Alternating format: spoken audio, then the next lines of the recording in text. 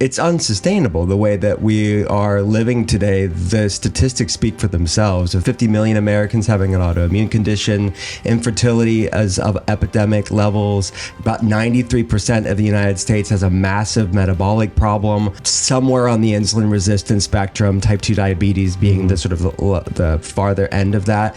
I could go on and on. Heart disease, cancer. It is unsustainable. These are existential issues. It's even more polarizing and different when you go to Europe, because if you're looking at the food in Italy and a label of food, the exact same product in the US has so many more chemicals, so many more artificial ingredients, so much more sugar. Our soil microbiome, it's the things we're spraying on our foods, it's the additives that are added after it's grown. These are proverbial check engine lights to say, look, yeah, you're aging faster than you need to. Just because something's common doesn't necessarily make it normal. Hey everyone, welcome to the Dr. Josh Axe Show. I am your host, Dr. Axe, and each and every week on this show, we dive deep into the science and principles behind how to grow in body, mind, spirit, and take your health and your life to the next level. Today, I'll be interviewing my friend, Dr. Will Cole. Dr. Will is a doctor of functional medicine. He was one of the first doctors to go online and start taking care of patients from all over the world virtually. He's a New York Times bestselling author of books like Gut Feelings, Ketotarian, and The Inflammation Spectrum, one of my favorites. And today we're going to talk about all things longevity, women's and male hormone health, gut health, and so much more. Dr. Will, high five, hey, man. Good to see you again. Seeing you. Is this the first time that we're recording in person? I think after all these years, it is. We're always remote. I'm glad the day's finally here. Yeah. We're always hanging out offline, but now it's just like we're in front of millions of people. So good. That's what we're doing with the podcast now. I wanted to do, I love this, being able to connect with friends and be able to hang in person. And so it's so good. But I was so jealous this week of you. I saw you in Milwaukee doing an event. And I know that this is something that a lot of people feel strongly about. You and I both do, is trying to get America healthy again. So many people today are suffering with chronic disease. And part of it is due to a lot of government regulations. I mean, I saw a friend of ours, Vani Hari, yesterday. She was actually speaking at a Senate with RFK Jr. And they were going through, and one of the things she did is she held up a bag of Fruit Loops. Yeah, I saw that. From Canada. Yes. And another from the US. And the difference was absolutely crazy. Yeah. And so talk to me a little bit about sort of your involvement, sort of going between not taking political sides, just saying we've got to help these kids. We've got to help America get healthy again. Yeah. Share with me a little bit about your passion, your thoughts about what's going on right now with that. Yeah, I mean, it's unsustainable the way that we are living today. The statistics speak for themselves. Of 50 million Americans having an autoimmune condition, infertility is of epidemic levels. About 93% of the United States has a massive metabolic problem. Somewhere on the insulin resistance spectrum, type 2 diabetes being the sort of the farther end of that.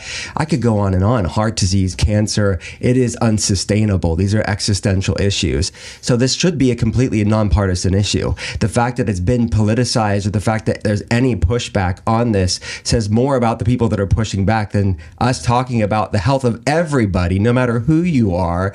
As just a human being, I want you to live a long, healthy life. And the statistics say we're not. So what can we do about it? And we need to know what we're up against to do something about it. So there's just a coalition, I think, of different people from different backgrounds within health and wellness and science and nutrition that want to... We're asking the questions, and we're not only asking the questions, but people like you and I are seeing these things on the ground with people.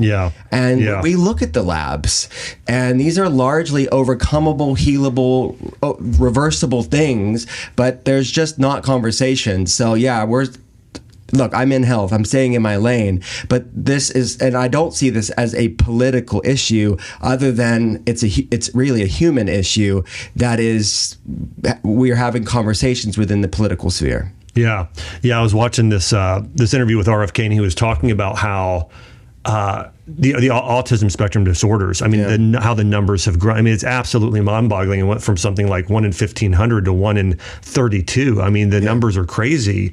And he was just talking about how, I mean, you think about those kids, and I think there are multiple root causes. I think I'm not going to name all of them because maybe if I name one of them, this won't be able to be aired. But anyways, there's a lot of things toxicity-wise, things that affect our immune systems, and some of it could be food, could be antibiotics, and other things that I think have a negative impact on the immune system. He was just talking about how a lot of this is preventable. That's the whole thing. A lot of it's preventable. And, I know recently Chelsea and I, we went on a trip to Europe this past summer, and it's the same, we were talking about this with Canada, but it's even more polarizing and different when you go to Europe, because if you're looking at the food in Italy and a label of food, the exact same product in the US has so many more chemicals, so many more artificial ingredients, so much more sugar compared to what you're going to get in Europe. And it's just radically different.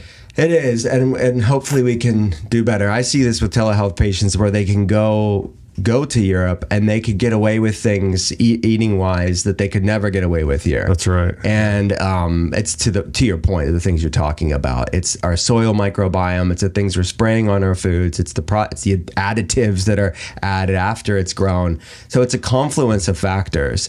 But the reality is, it's just these are questions that are not even looked at. Most people, no matter who you are, if you're not in health and wellness, if you're just like the average person out there, you're going to say, the statistics speak for themselves. But it's not enough to say, we see more and more people have chronic disease. We have a chronic disease epidemic. More and more kids are having food sensitivities and allergies and these autoimmune problems. But why? And I think that we have to go the extra level and say why, because there's a reason. There's a reason for it. And it's multifaceted, like you touched on. But if we're not going to have this conversation, who is? This is what we do. When I first opened up my practice in Nashville, when I saw patients in person, I was so shocked by how many people were coming in with certain types of conditions. When I see people now, it's almost 20 years later, it's very different. I mean, there are certain conditions that are so much more prevalent today than there were 20 years ago. What are some of the most, as we talk about processed food, a lot of the chemicals like glyphosate, all these things that we're exposed to now, what are some of the conditions over the last 10 years that you're saying, okay, I've seen this in my clinical practice, it's increased due to a lot of the toxins and some of the other things we're exposed to? Autoimmune conditions as a whole, and that's a broad umbrella of things. I mean, as I mentioned, it's estimated that 50 million Americans have an autoimmune condition. Millions more are somewhere on this autoimmune inflammation spectrum. But the most common ones are Hashimoto's, autoimmune thyroiditis, lupus, ulcerative colitis, Crohn's, MS, Sjogren's, rheumatoid arthritis. Those are the most common ones out there. I probably missed a few, but I would say we've seen, and the statistics show, we're seeing an increase of this around the world, autoimmune conditions. But I would say a specific type of autoimmune condition that I am seeing more since COVID, since 2020, the pandemic, is POTS. Postural orthostatic tachycardia syndrome, people that have dysautonomia, the nervous system's dysregulated. And now studies are substantiating that a broad swath of people after COVID don't recover, and the virus triggers an autoimmune condition. It can trigger other autoimmune conditions, but a bigger percentage of them have this sort of vertigo, nervous system dysregulation, heart palpitations, anxiety, brain fog, fatigue, and there's an inflammatory component, there's a histamine component to it. So I would say if you look at a very specific thing that I've seen growing over the past, not just 10 years, or the past 4 years, it is POTS specifically and dysautonomia. One of the things is I've studied a lot of Chinese medicine over the years, and I know this is something you've jumped into as well, is that when we look at what COVID did to people, for the most part, it caused the blood to congeal and get sticky. And this is why it's causing myocarditis. It tends to be connected with heart issues, but also issues regarding the nervous system, because when your blood gets sticky like that, it causes some of those issues. That's why some of these supplements or herbs or foods that help with that, like a quercetin or a turmeric or and nattokinase is another one that are really beneficial for people. As you care for people with some of these issues, one of the things I know you're an expert on, you and I have a similar passion for this, it's gut health. You wrote a best-selling book called Gut Feelings. Is that one of the biggest things you're addressing? And then how are you addressing people? Here's, I guess, the base of the question is, how are you addressing those issues today? Food, diet, lifestyle. Like, what are some of the things, like if you have a patient come in with POTS, or you have a patient come in with some of these different forms of autoimmune illness, what are some of the ways that you are treating it and getting good results right now? I will say this, we kind of reference this, that cases are getting more complicated. They are not as easy as they once were. I mean, 90% of our patients, when they meet us online, they are eating way better than the average American. That's so true. Yeah. Like, they're not, like, occasionally, again, 10% maybe are kind of still eating standard American food, but it's few and far between. I mean, we are seeing people that are the really good. They've honed in their nutrition. They're doing all the wellness stuff. They're doing all the biohacking stuff. They've read in books, educated themselves on the research or listening to podcasts, and they're better off than they would be if they weren't doing those things. So I'm not saying it's for naught and in vain, but they're like stuck at this plateau and they're not where they need to be.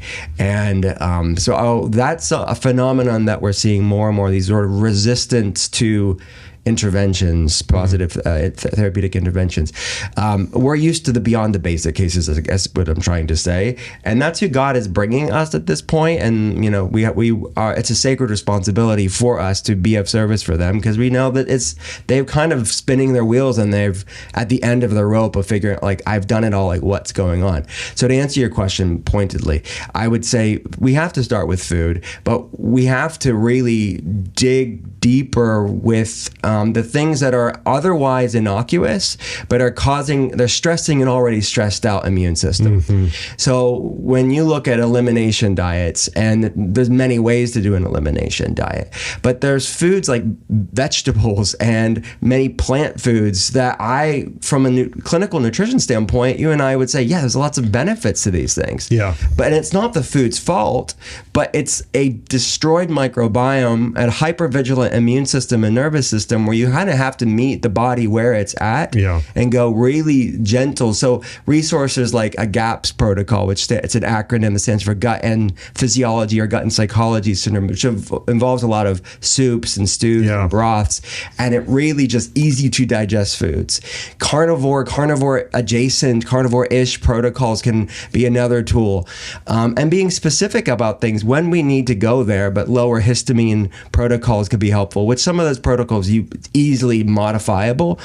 And none of these foods are inherently bad, and that's why it's always balancing the science and art of it, because I don't want to create this sort of orthorexic overcorrection of people fearing otherwise real foods. I don't think it's the food's fault, but it's the price we're paying for the destruction of the human microbiome, which is intimately connected to that soil microbiome that we talked about earlier with the environment. So that's the initial food approach, is for me to take and assess how resilient is this person's system. And sometimes we really have to pare down to give the body sort of a proverbial siesta, like a break, a Sabbath, to just be like, I'm going to focus on repairing and not being stressed out about these otherwise not stressful things. Supplementation, we want to see what's causing the hyperreaction, because remember, like, for people out there, like, inflammation is not inherently bad. All these issues that we're talking about are inflammatory. We have to ask the question, what's causing the inflammation? So that's what I talked about within Gut Feelings, is dealing with both the gut and the feelings, the physiological, symbolic of the gut, and the feelings, the mental, emotional, spiritual side of things. So to look at what are the things that are causing that bucket to overflow. So it's looking at foods, but then it's looking at environmental toxins. It's a massive thing. And I think when we deal with environmental toxins, and then also the mental, emotional, spiritual toxins, if you will, a lot of food sensitivities actually go away. So back to my earlier point is, I don't think it's the food that's the issue. It's like when you're when you see you measure out of a urine test and blood test, the body's creating antibodies and glyphosate, herbicides being secreted from the urine, that's a problem. That's going to irritate the immune system, spiking inflammation. It's going to really mess up the microbiome, which is where 75% of the immune system is. So to address the glyphosate piece, to address the microplastic piece, to address the forever chemical piece is a significant needle mover for us clinically. Yeah. It's not linear. Doesn't happen overnight, but to support detoxification in that deeper way is necessary for the body to know it's safe and it's not being irritated by these otherwise real foods. And then the feeling side is very important too. Yeah. So dealing with unresolved trauma, dealing with chronic stress to let the body know that it's safe. Let me ask you something in regards to that. Do you think it's a doctor's responsibility, whether it be a MD, a DC, a DO, a primary care practitioner, do you think they should have some level of being able to address the mind and the emotional and the spiritual component of helping somebody heal? Absolutely. Yeah. I think that if nothing else, be a clinical quarterback and not gaslight your patient and refer them to someone who has a specialty. But I think we should be have enough acumen to speak the language, enough acumen to not be Googling right in front of them and saying, oh, I think this is what, because this is so, the research is so clear, the mental, emotional, spiritual side. So I don't think every doctor, primary care physician, specialist needs to be an expert in all these fields, but we at least have to have some knowledge of it to point them in the right direction. Well, I absolutely agree. I absolutely agree with you. And I think, again, we could go to the dictionary right now and it's going to say health is health of body, mind, and spirit. It's all of those areas. And so I do agree that not every physician also has to be a psychologist and pastor, but having, again, as you said, the acumen and the ability to refer out or give resources to help people mentally and spiritually, because anybody that has been in practice, like you and I have been in practice, when I see patients, just as much as the food is making them sick, stress, relationship issues, lack of spiritual and divine wisdom or connection, all those things together are making people sick just as much as food or more. Oh, yeah. Without a doubt. And to look at both sides of that coin, one of the things I have telehealth patients fill out is an ACE score, adverse childhood events or experiences. And it looks at things like, heavy stuff like sexual trauma growing up, physical abuse growing up, neglect growing up, substance abuse growing up. I see so many people will gaslight themselves because they'll look at other people and say, well, it's not that bad. And they'll think it's not that, but it's not the event as much as the response to the event. And back to bioindividuality, a central part of what we do in functional medicine. Some people have different genetic variants, HLA, methylation, detox, that their bucket's already kind of smaller. Yeah. And you have like these sort of traumas accumulating over your life on top of the physiological stuff like we're talking about with environmental factors, that something's got to give. So yeah, for some people, the mental, emotional, spiritual side is a significant piece of the puzzle. For some people, it's a smaller piece of the puzzle. But to ignore it is doing your health a great disservice, because I see the people that are consistent with that side of things, the feelings side of gut feelings, they move the needle so much more significantly. That's so true. Because you're supporting that parasympathetic, because the vagal tone is so weak in so many of us, right? That resting, digesting. So anything you can do to support vagal tone. I don't think a lot of people realize, as you're talking about vagal tone, this is this parasympathetic rest and digest response that it's almost impossible for your body to heal, even if you're eating the perfect foods for you. If you are staying in that fight or flight mode, it's the opposite of healing. Your body, when your body's in optimal healing state, it's resting, it's digesting, it's regenerating. Versus if you're in a fight or flight state, it's just protecting. It's not regenerating. It's not healing. It's not even close to that parasympathetic state. And so that, as physicians, seems like that is one of the number one things we should do. And I think that I see doctors all the time violate the Hippocratic Oath, and I bring this up a lot, but I think I see them violate it constantly because the Hippocratic Oath is first do no harm. Most doctors, the first thing they do is if a patient goes and sees them is they put them in a state of fear or hopelessness, and it should be the exact opposite. And so really they're putting them in a state to where it's going to interfere with their healing. Oh, absolutely. I mean, it's the mindset. I mean, you've written a book about this, which, by the way, I got up at 3:30 in the morning to be here with you today, and I walked into the bookstore at the airport and I saw Think This, Not That at the airport. Nice. That's great. And I was going to sign it for you, but I didn't. Wow. So, hey. Yeah, I didn't do it. Yeah, you're absolutely right. I mean, what we eat for breakfast, lunch, and dinner matters, but what are we serving our head and our heart on a daily basis? And those are the things that are more nebulous, they're more non-prescriptive, because it's more straightforward for us to say, like, okay, from a clinical nutrition standpoint, talking about macros and micronutrients and superfoods and all the exciting science around botanicals and herbs, but it is a lot more gray and non-linear to say, talk about stress and trauma. Like, you can't just say, don't have that trauma, stop stressing. Then they stress about not stressing. So I think these are more complex conversations to have, but they're things, and I would say our Western mind, especially a lot of, I think, people that are interested in health and wellness historically, there are people that like the prescriptive stuff, just tell me what to do. This isn't as easy to say, well, just do that, because that's a lot to unpack over time. Yeah. And our Western mind likes the black and the white and not the gray. This is a lot of gray for people, and it could be hiding underneath the surface. We've trained our nervous system to be a certain way since childhood. And it takes work to retrain it.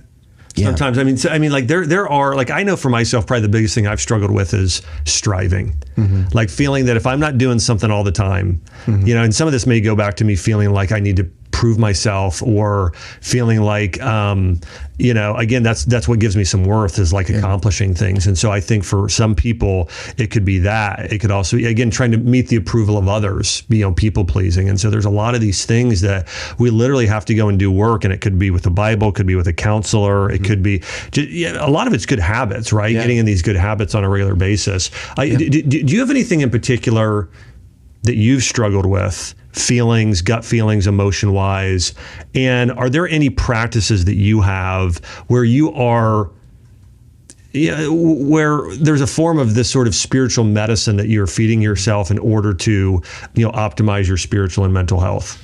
Yeah, I mean, lots. I'm prone to anxiety. I definitely have to keep myself in check. So these are, like, call them in the book, and I talk to patients about it, having these metaphysical meals, like treating these mind-body things like you would a meal. And for us, like, every day without fail for the past 15 years, like, most of my telehealth team's remote, but there's a core of 7-8 of us at the HQ, and every day for the past 15-16 years at this point, we start our day off with devotion and prayer. Oh, wow. And as a team, we go over the schedule for the day, and we pray for the people that are on the schedule. Wow, I love it. And so it's good for us, but it's also good for us to just be, our prayer in the morning is, how can we be channels for these people? How can we be channels for your healing, God, in these people's lives? Because we know they're going through heavy things. So that's something that helps my anxiety, something that I feel like I need to have it all figured out, or I need to have all the answers, that I'm in control of it all. But realizing and surrendering every morning to say, no, I'm not in control. I'm not the generator of productivity and success in somebody's life or in the clinic's life, but how can I just be a channel for healing in people's lives? It's so powerful. I know I've done a similar thing where it was, when I've taken care of patients, where it's like there's something so valuable in praying for somebody. I think that I told my staff this recently. I said, most people that come into a clinical practice, brick and mortar, or that visit a virtual practice like you and I have, most of them have never been told for maybe a whole week, I love you, or I'm proud of you, or you can do this, or it's just so many people today are not being nourished spiritually, emotionally, like you're sharing. And so for being able to do that as practitioners is one of the first and foremost things that, I think all physicians should really focus on doing, is bringing hope, bringing healing, bringing love in order to help people. I know this is something, again, you've talked about in your books. I know this is something, as you shared, you're doing such a good job of. I want to switch gears a little bit and talk about metabolic health. This is something else. You've talked a lot about gut health. I want to say one other thing. I think that I read a study recently that went through sort of how, and this is different than maybe was previously thought, but there's anywhere from probably 50 to 100 trillion bacteria living in our gut and digestive systems. Most people's microbiomes are not healthy. Are there any interesting statistics or anything that you've seen when it comes to how many people today do you think are struggling with some sort of digestive health, leaky gut, something to do with the digestive system? I mean, when you look at, this is how I would probably answer that, because there's no studies to show, I think specifically, I would love that study done, specifically leaky gut syndrome, right? Increased intestinal permeability. If there is a study out there, let me know about it. But what I would say is, when you look at the study, when you look at 93% of the population having a metabolic problem, 50 million Americans having autoimmune disease, you look at the mental health epidemic, you look at the infertility epidemic, what do all those things have in common in the scientific literature? Leaky gut syndrome is a component to it. Mm-hmm. So it's at least a piece of the puzzle. Every single one of those. And some researchers would say it's causative. It's a precondition for a lot of those issues, meaning that you have to have that to have these other issues. I would say probably something a little bit more moderate and say it's at least a component to it. And so I would, with that knowledge, it's virtually every human being is somewhere on that gut dysfunction spectrum, whether it's mild, and this isn't to scare people. Look, the flip side of that real quick is that, to repeat myself, all of these things are healable, overcomable, supportable.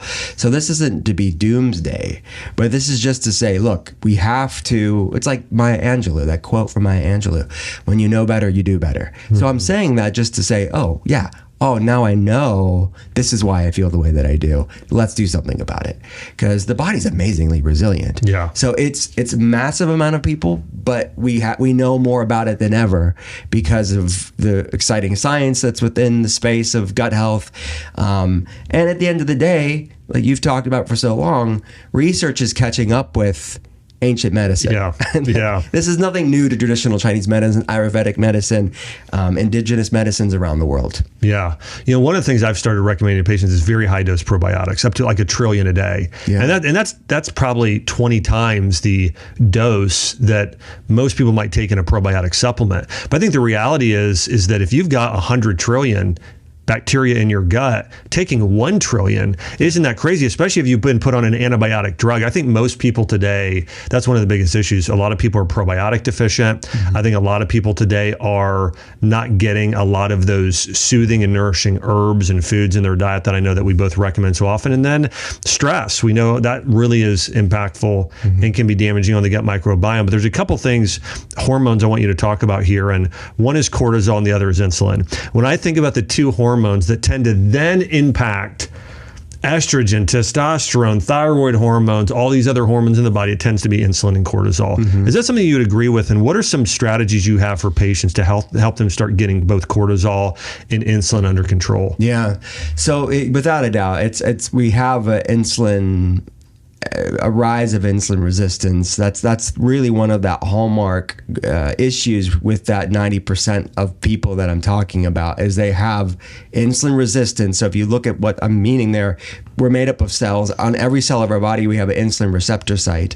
Think of receptor sites for people out there. Receptor sites I think of them like baseball mitts. They're kind of signaling aspects of the cell that's supposed to catch that baseball or that hormone to turn on or turn off some sort of pathway. Mm-hmm. And insulin's job is to impart many other things, but to get glucose or blood sugar into the cell for energy, to create ATP.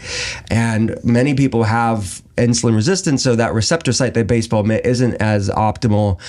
Maybe like a tattered baseball mitt, it's not doing its job very well. So there's hyperinsulinemia, and you can measure this on the blood. You do serum insulin fasting. A lot of people, the majority of people, are going to higher serum insulin than we want for optimal. And it doesn't mean that they're all egregiously high, but they're going to be higher than. And what are some of the side effects of that if somebody has higher insulin than they should? Well, it's a fat storing hormone, so it can make it more difficult to lose weight. You could look more puffy than you want to, or it could be significant weight loss resistance and obesity and all the things we're seeing around the world. The brain is rich with these receptor sites, so a lot of brain fog, fatigue can be driven by insulin resistance. And because the body's interconnected, it is going to throw off a lot of other hormones or a cascade of different issues. And we mentioned PCOS or polycystic ovarian syndrome. That is an insulin resistant issue. And all of these, the confluence of different variables here will be contributing factors to the rise of infertility in the world. So yeah, those are some of the main things that insulin resistance can drive. And then cortisol's oftentimes directly proportional, trying to attenuate the situation. Yeah. Because cortisol is not inherently bad. I mean, God made insulin, God made cortisol. It's just subject to the Goldilocks principle, right? Not too high, not too low, but just right. It's homeostasis. So cortisol, it's a stress hormone, but it's also an endogenous immunosuppressant. So it's a natural anti-inflammatory. Yeah. So if cortisol is high, it's not happening randomly in a vacuum. So it's typically a hyperinflammatory state that the body's saying, okay, yes, this is stressful. Yes, let's pump out this anti-inflammatory cortisol to get it down. So I don't see, like the way that we see the body, we don't see cortisol as inherently bad, but it's certainly going to create more problems because it's an unsustainable situation. You're pumping your body full of stress hormones throughout the day, a dysregulation of that HPA axis, the neuroendocrine axis, it is just unsustainable. So it creates that autonomic nervous system issue of the sympathetic fight or flight, freeze, fawn response is overactive, and that resting, digesting, that parasympathetic, that vagus nerve that we talked about earlier, that is one of the other reasons why we have such poor vagal tone, poor gut health, is because of these feedback loops, communication line. So we have to deal with what's stressing out the body. What are some of your top prescriptions? Let's do these in separate buckets. Let's start with insulin and let's go to cortisol. And I do want to mention for everyone listening, I mean, insulin resistance, even if it's mild, I mean, it's associated with so many conditions, right? I mean, we know PCOS, we know Alzheimer's disease. I mean, there are a lot of medical conditions there that could benefit from this advice. So what are some of your top prescriptions? Could be food, supplements, lifestyle stuff for supporting insulin. Yeah, so in supporting blood sugar balance, supporting insulin, you could start with food if you wanted to. I mean, looking at your macronutrients, looking at proteins, fats, and carbs, and looking not in a obsessive way, not in an orthorexic way, but just knowing how you're fueling your body. So getting at least the very minimum 100 grams of high quality whole food, all the essential amino acids, protein throughout the day. And you would know that by tracking in a food tracking app. Not for ever and ever. I don't think most people, it's beneficial to be that, granular about that stuff. But I want you to at least be educated, informed, almost use the food tracking for a week or so as a mindfulness practice and education to learn, oh yeah, this is what 100 grams of protein even looks like. And then be in the ballpark at the minimum of that every day. Because why? That it impacts insulin and leptin and ghrelin signaling. So your satiety signaling is going to be modulated in a way that's going to support you feeling fuller longer. It's going to be short. You're going to have more stable blood sugar throughout the day. And it's also the amino acids are raw materials for a lot of neurotransmitters and hormones and the building muscle. I mean, your muscles, like lean muscle mass is like a blood sugar sponge. And the more lean muscle you have, the more your body can take in, so it's not circulating in the blood. So protein's paramount.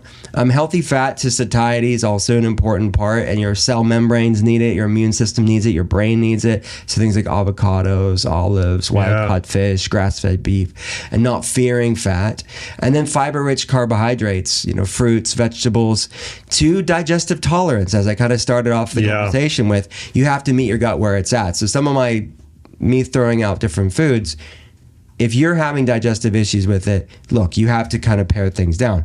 But fiber does support bacterial diversity, which is good for the microbiome. Yeah. And it blocks any glucose or sugar from passing into the bloodstream. So it stabilizes blood sugar when you increase fiber to digestive tolerance. So from a nutrition food standpoint, that's where I would start. And then obviously there's so many like herbs, botanicals that we could talk about as well. Yeah, numerous. Yeah. How about cortisol? What are some of your top prescriptions there? Well, all that stuff, the more you can create blood sugar stability, the more you can support gut health, you're lowering inflammation levels. Yeah. Cortisol is naturally going to come down. Yeah. So I think that largely that's going to be, you're going to see a cascade of good neuroendocrine or nervous system hormonal communication line balance. You and I both have an affinity for adaptogens. So I think adaptogens are something that to bring those in teas or powders or capsules, these are foods. Well, what are some of your favorite adaptogens you prescribe and that you also take yourself? I love holy basil or tulsi, which has been used in Ayurvedic medicine for a long time. I love ashwagandha. I love rhodiola. I love functional mushrooms as well. Yeah. So like chaga and lion's mane, reishi. So I'm not saying that everybody needs to get all of those things, but the great convenient blessing of the time that we live in is that a lot of these superfoods come in blends. That's right. So you could get them in one scoop. You can get a good dosing of all of these things, or get the single ingredients and cook with them, or make a tea out of them is another option as well. Yeah, I love it. One of the things that has risen in popularity the last 10 years is a carnivore diet or a lion diet. We've got people that I admire greatly, like Michaela Peterson, Jordan Peterson. We know Paul Saladino did this for a time. They're following a carnivore or even an all red meat diet. Mm-hmm. What are your thoughts on that diet? I utilize it clinically when we need to. I don't see it as a long-term lifestyle. I see it as a clinical nutrition intervention, as an ultimate elimination diet. And I've talked to all those people you mentioned over the years. Even when Paul was like strict carnivore, that was my advice. I was like, that's how I use it. And he's loosened up over the years. Oh, he's added in fruit and honey and milk. Paul, you come to my side of things. Yes. But and that's okay. And he's doing great. Yeah, I mean, it's all, listen, my diet now is different than what it was 15 years ago. I mean, And many people, like someone like Paul, who's a wonderful human being, it's like it worked for him for a time. Yep. And he was talking about things because it was his experience of these foods, like as they talked about at the top of the conversation, otherwise fine foods, but were creating stress on an already stressed out system. So I think as he healed his body, he could do reintroduction. That's right. And long-term, lower carb, ketogenic, which I've talked about for a long time. Yes, these are interventions you should use for a season of your life as you need to, as medicine. But there's going to come a time in your life with what served you in one season you don't need to always do. So it's okay to pivot. It's okay to evolve. You're not a failure, not a fraud. Like I said, that quote from Maya Angelou, when you know better, you do better. And it's okay to say, well, yes, this did serve me for a time, but I don't necessarily always have to do it. And I think sometimes people within the wellness world, they have their one thing and they apply it to everybody. That's right. And it's like if somebody has a hammer and everything's a nail, that's all they do. And as someone that looks at patients all day long and not just looking at academia or looking at your own self, but you're looking at all the people in the world. It's very different. It's hard to be so dogmatic. That's true. Because you're just like, if I hung my hat on one thing, I'd be proven wrong all day long. That's so true. Yeah. It's so true. Is there anything that concerns you about or reasons you'd be concerned about somebody doing carnivore long term? From a nutrient, strict carnivore, there's a lot of problems with that and long term is so relative. Because people could definitely do it for years. It's true, yeah. And they'll need to, because what has taken years to get to where they're at, they're going to have to really rehab their immune system in their gut for a longer time. So if a lot of plant compounds, plant proteins, plant fibers, plant sugars are causing reactions in these people, you have to do a rehab on that person's gut.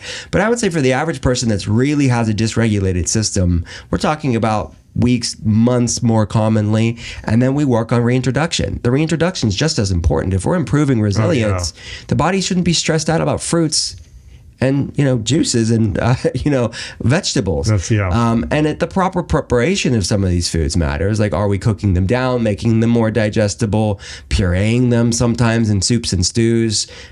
So there's a lot of ways. It's not just black or white. It's like, well, how are we preparing this food that makes it more digestible? Yeah, and I think for a lot of people, the way that they'd go about doing this, and if you're a person on Carnivore, and let me say this, I had a great conversation with Dr. James D. Nicolantonio. Yeah, he's great. And he started getting into, because he's done a lot of the research on this, and he said his concern that he's seeing in the medical literature is that, and by the way, this is something that people talked about years ago, acidity versus alkalinity, and most of the time it was probably blown up and not necessarily the biggest problem. But his point is that it does put the body in a state of acidity, where he believes he's seeing research where it's starting to pull minerals, alkaline minerals, out of the bones and out of different areas of the body, and that's going to harm the bones, possibly the kidneys and other organs over time. And we're not even talking about after 1 year, it might be 10 years, but long term, very long term on these diets is an idea. So we want to start reintroducing some foods.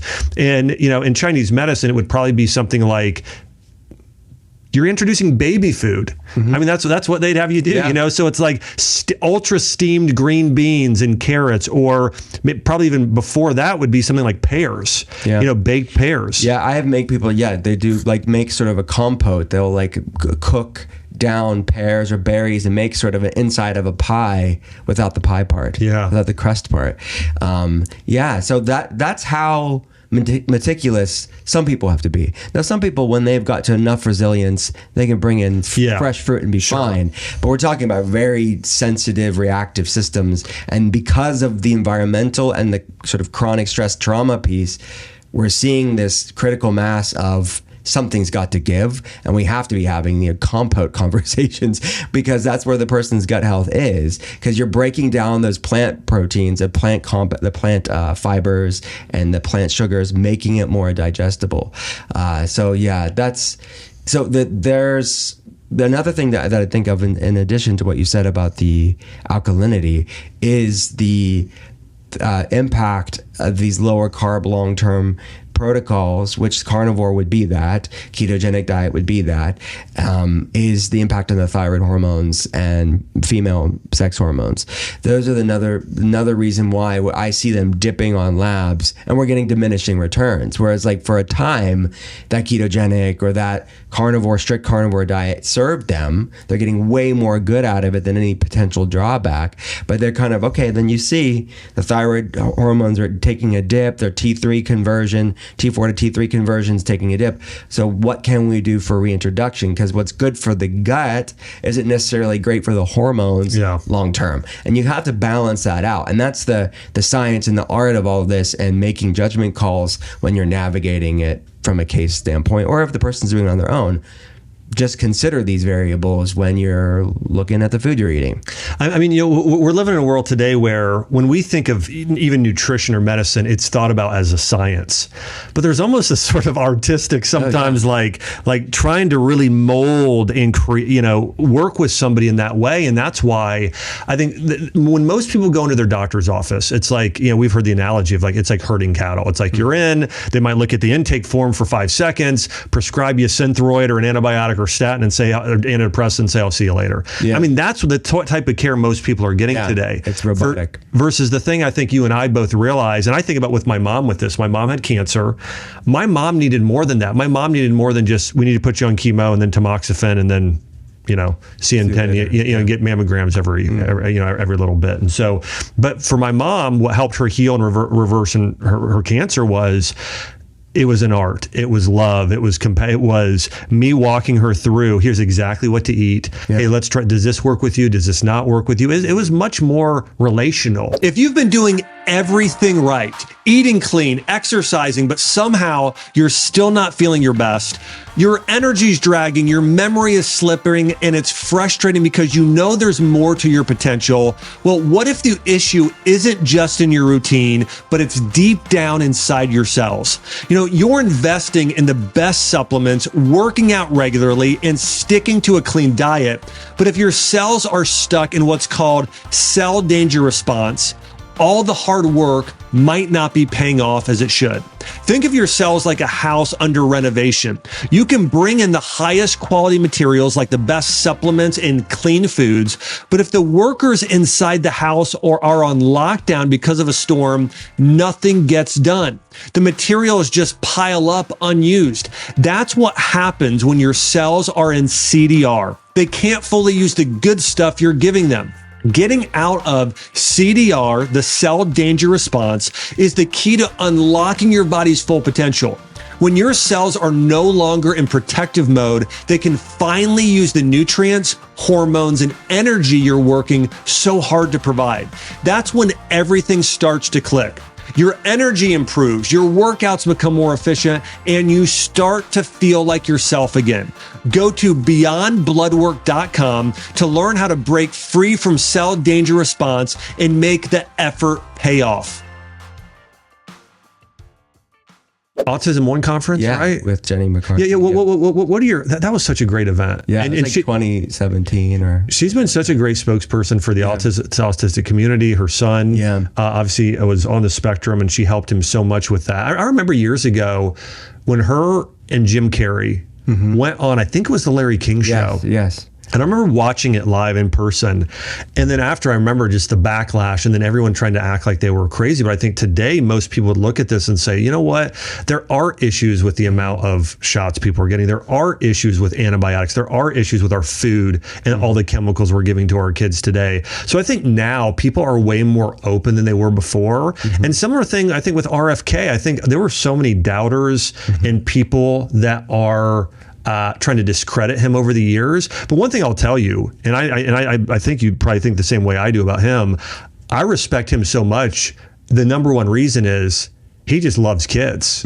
Like he truly, he's not in this for the money. He truly wants to help make autism non-existent. He truly wants to help kids get healthy. So that's first and foremost something I've just respected about him so much.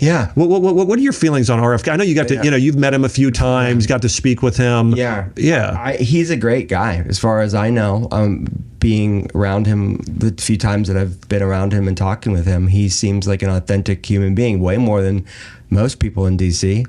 So I think that we agree. This is the thing. You don't have to agree with someone across the board. And I'm not even saying I think I agree with him on his major issues of looking at the chronic disease epidemic. How could you disagree with that? Looking at the censorship and the surveillance industrial complex in this country, which is so connected to what our work is within health, because our patients are medically gaslit, and then they can't even share their experiences in social media without fear of they either will self-censor themselves knowing that they'll get shut down, or they get censored for just talking about their own experiences with autoimmunity and their health, or sharing information they learned, just free exchange of information. So that's important to him. And not health-wise, but talking about the forever wars. These are all important things for Americans. And even if you talk about forever wars in the realm of health, the research around PTSD, I see a lot of that with research with patients, and intergenerational trauma. Like, you think of what we're doing when we have these unnecessary wars, it's impacting generations to come around the world. So the topics that are important to Bobby are important to me. So there's definitely an overlap, but not just me, most of us within health and wellness. Of all different, it's just nonpartisan. I recently spoke at a chiropractic conference called Max Living. It's an amazing group of doctors. These doctors are super passionate. Actually, I think I remember somebody told me like your dad, attended a few times. Back in the day. Many, many years ago. And so I got to speak to this group, and every single one of this, I'm talking about hundreds of doctors. There's probably 300 there.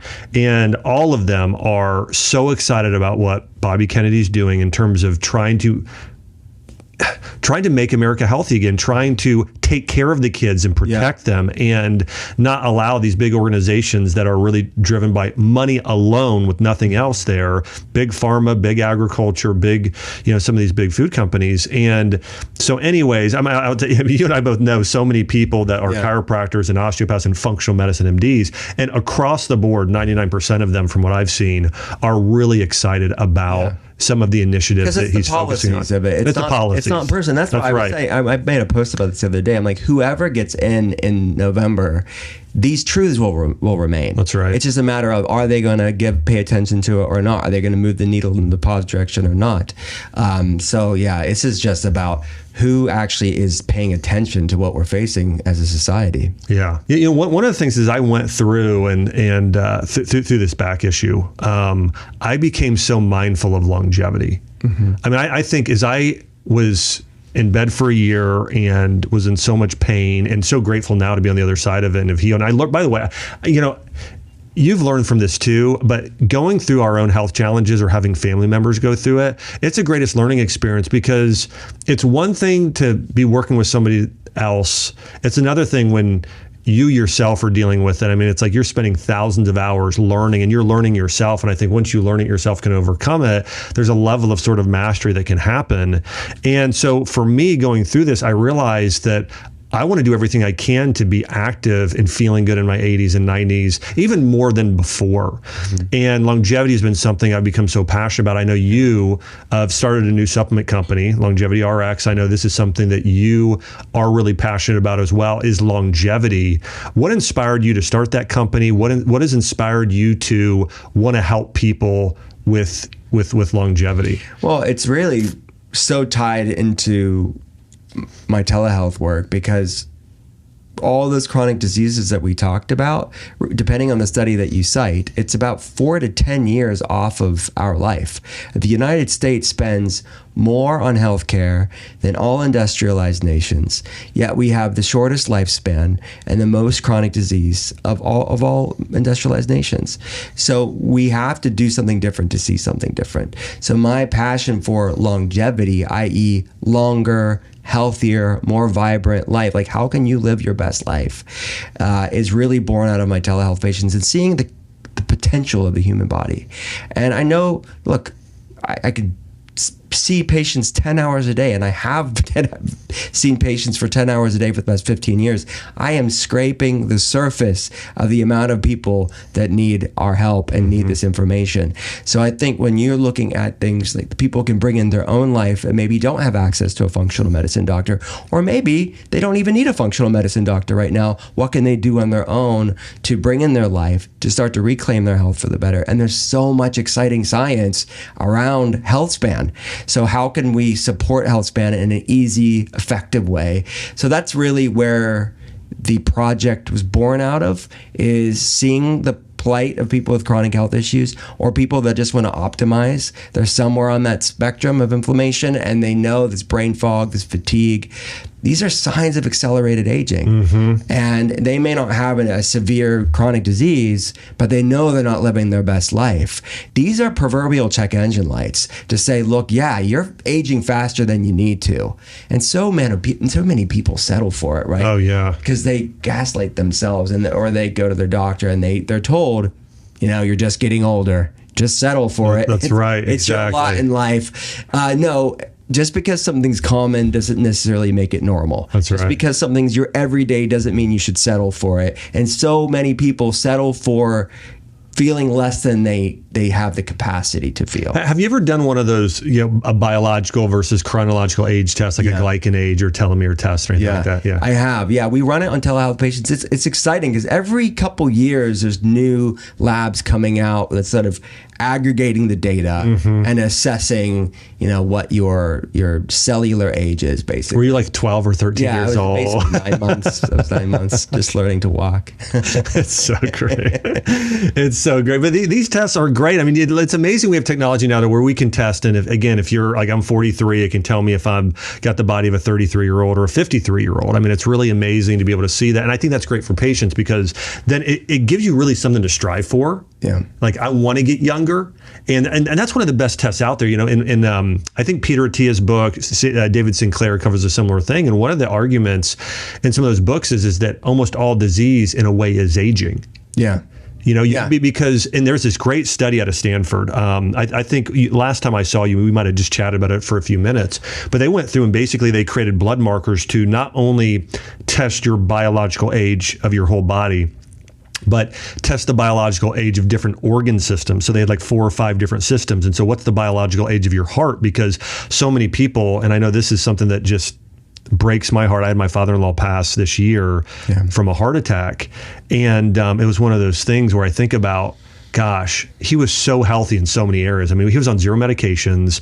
We thought he was absolutely fine, but he did. We didn't find this out until pretty much around that time he passed, but he had high blood pressure and he just thought it was white coat syndrome, but I think it was probably really high for a long time. And if we would have been able to kind of test and gauge, okay, what's your biological age of your heart or your immune system or your gut or whatever it might be, I think there's just so much value there. Yeah, you're right. And science recognizes around 12 hallmarks of aging, and a lot of them have to do with inflammation. A lot of them have to do. Yeah. And that's why that sort of coined phrase of inflammaging. Yeah. It's really an inflammatory component when you look at gut dysbiosis or looking at senescent cells. That's right. Sort of these things that accumulate that are these zombie cells that they're impervious to apoptosis.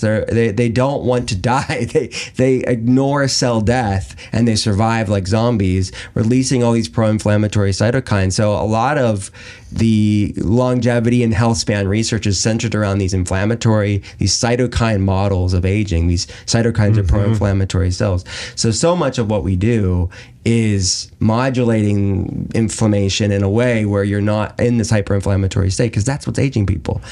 So there's 12 different differentiated aspects of it that we can understand today, but a lot of the commonality is inflammation. Yeah. What are some of your top foods, maybe supplements as well? I know, again, as we talked about, you've created this new supplement company, Longevity RX, where you're creating some of the most premier supplements when it comes to longevity, really specializing. And by the way, this is something so many more people are interested in. There are a lot of people, like they're millennials, people in their 30s, that are saying, I want to start aging slow now. Like my wife is one of those people. My wife's skincare routine, my wife's supplements. I mean, she takes a lot of supplements to slow the aging process and to not only, one other thing, sometimes I'll have people say this, they will say, I did this post on Instagram of my top 12 foods for longevity, and or to live to 100 or 120, and quite a few people commented, I don't want to live to be 100. Oh yeah, I get that comment. And so it's not only, listen, here's the thing I just want to say, it's not just about adding years to your life, it's about adding life to your years, which is actually the tagline you have for